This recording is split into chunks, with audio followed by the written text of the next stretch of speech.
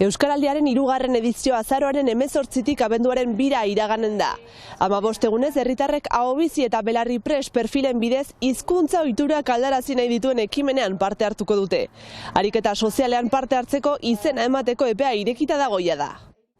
Arratsaldeon ikusentzuleo, gaurko saioa Azparnetik agurtzen dugu. Gure emankizunean gaur Baionan egin den euskaraldiaren aurkezpena aipatuko dugu eta horretaz gain ere Xabi Tapia margolari baionarrarekin egongo gara. Ongi etorri.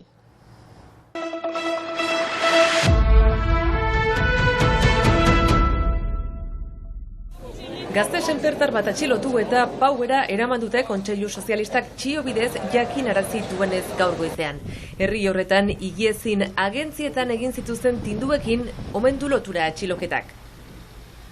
Martxoan izan ziren pintaketak eta aurreko azaroko beste pintaketa batzuk ere ikertzen ari omen dira. Geroztik, hainbat atxiloketa izan dira tindu horiekin lotura lituzketenak. Apirilean, Azparnen eta Itsasun 4 atxiloketa, ekainaren 22an Senperen bertan beste 4 izan ziren.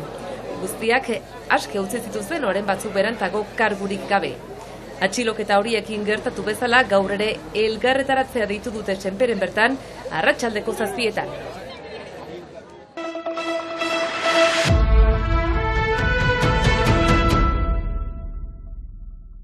Euskaraldia iparraldeko txoko guztietara iristeko lanean ari dira jada herri batzordeetan eta izen ematea zabalita.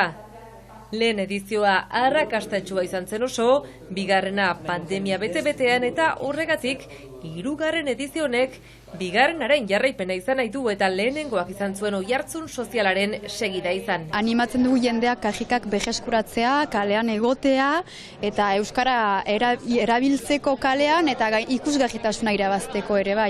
Euskara aitua izan behar da eta ikusia izan behar da edizio honetan. Horregatik bai jendea animatzen dugu kajikak betetzea eta berreskuratzea. Ez da euskararen aldeko kanpaina bat, euskararen erabilera areagotzeko egiten den ariketa sozialik handiena baizik. Prozesu hauek ez direla guztiz linealak esango genuke, baizik eta goraberatsuak. Orduan, lehen euskaraldian jende haunitz animatu zen, ariketan parte hartu zuen, eta erabileran gorakada bat izan zen. Baina gero handik 3 hilabetetara ikusi geunen, irabazitak hori pitin bat galdu egin zela, naiz eta amaieran abia puntuan baino erabilera altuagoa izan orokorrean. Horrek esan nahi du, nolabait zerra moduko batzuk osatuko ditugula eta euskaraldi bakoitza izanen dela kolpe moduko bat, bultzada moduko bat, erabilerari gorakada bat emateko eta gero hori ahalik eta gehien eusteko. Aldaketa txikiek olatuak eragin ditzaketela sinetsita, ahobizi, belarri prest eta ariguneak egonen dira urten ere azaroaren 18tik abenduaren 2. Ez da jol bat bestea baino hobeki dena. Beraz, belarri prest bezala izena ematen dugularik aukeratzen dugu norekin eta noiz euskaraz aritu. Beraz, euskara ulertzen duen pertsona oro gonbidatzen ditugu belarri prest bezala izena ematera eta gero are gehiago animatzen badira euskara zaldi oro hitz egitera, ahobizi bezala. Zenbait personek pentsa dezakete, nik euskaraz egiten dut eta ez dut behar, baina nik uste ohartu behar direla beraiek ere motibagarri suerta daitezkela txapa eraman ezkero, oraindik ere erabilerarako jauzu hori eman ez duten entzat. Eta gero beti egongo da jende bat euskaraldi bakoitzean urrats hori emango duena. Eta nik uste urratsez urratz eta euskaraldi ez euskaraldi irabaziko ditugula hiztunak eta irabaziko ditugula espazioak arigunen bidez. Euskal Hirigune Elkargotik ere hitzarmena egin dute, topagunea Euskal Konfederazio eta Euskararen erakunde publikoarekin batera. Ez dugu bat ere guk elkargoa ez xedea ez da ahalmena horren egiteko herri guzietan. Eta ariketa ibiltzen da, sortzen bada erritik dinamika bat. Ordan guk dinamika horiek laguntzen alditugu, akompainatzen alditugu, eta hola dugu pentsatzea guk gure zabaltzea lujaldean. Gero, elkargoko zerbitzuetan hor xedea dugu, arigune batzuen sortzea, eta baita ere publikoa errezebitzen duten zerbitzuekin ere zerbaiten egitea. Aktiba dezaten bezerua edo erritarra euskaraz mintzatzerat, edo alderantziz bezeruak ikus dezan, belarri prest bat baduela parian eta donarekin euskaraz egiteko. Usai tipiak, baina hori da ariketaren funtsa. Ohitura eta dinamika berriak sortzeko xedez, aktibazio soziala, hausnarketa kolektiboa, euskaraldia hitzez ekiteko garaia.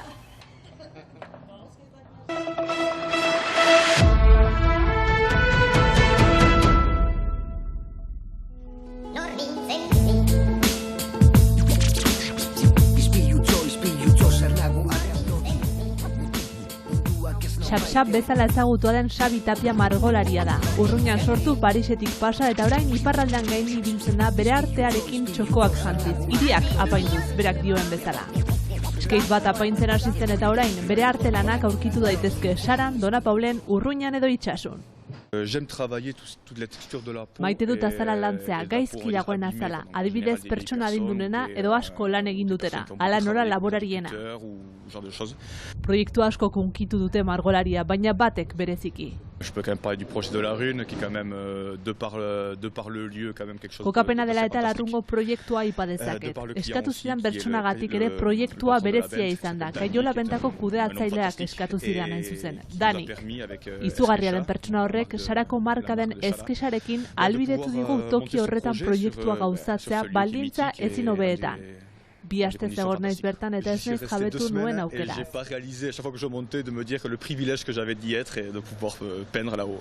Eskuekin marrazten duen margolan on baten giltza zer den aitortu du.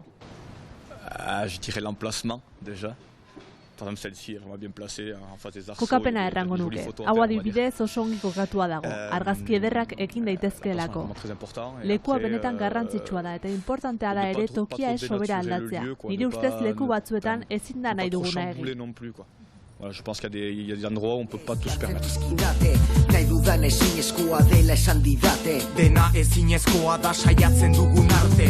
Mundua aldatu nahiko nuke goitabe, izan nahi nuke gazte azken. Hiri batean margoketa bat egiten duenean lortu nahi duen helburua argi du urruñarrak. Habiller la ville, je pense que c'est un bon terme, et égayer certaines parties, même si c'est Nire ustez erran daiteke helburua hiria janztea dela, alaitzea. Naizta zuri beltza margotu irribarrean hitz ikus daitezke. Helburua da jendea pasatzean ohartza zerbait berri dagoela. Jadanik erraten dutenean lehen zegoen egurtzatia baino hobe dela bikaina da. Argi dena da azken urteetan asko garatu dela karriketako artea bezala ezagutua den praktika eta Baionak ere horretan paper bat jokatu du. Point de Vue festivala iritsi zenez geroztik, hau da badira 6 urte etapa bat gainditu du festivala. Ekarrarazten dituzte munduan gaindi ezagunak diren artistak. Frantzia mailan karrikako arteetan garrantzia irabazi du Baionak. En France, en tout cas, dans les 5 ou 10 premiers, c'est sûr. Sare sozialek ere asko laguntzen diete margolariei. En général, les photos, quand on pose devant une fresque, c'est, comme on dit, instagrammable. Badakigu irudi batzuk Instagramen arrakasta gehiago izango dutela. Nire sarea bederen jendeak Instagramen jartzen dituen irudiei esker garatu da. Jendeak argazkiak ateratzen ditu nire izen agertzen da eta horri esker ezagutarazten naute. Ça fait monter le nombre d'abonnés et du coup je me fais un peu connaître comme ça quoi. Erronka zehatzik ez duen arren Baionan obra gehiago egin nahiko dituzte artistak. Dioen bezala hiriak gehiago apaintzea merezi duelako.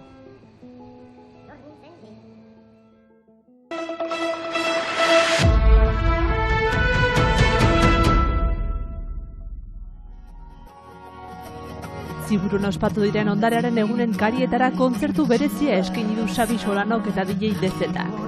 Ikusentzuleok Hernaniko artistak eskainitako kantuekin agurtuko dugu gaurko saioa. Bihar arte!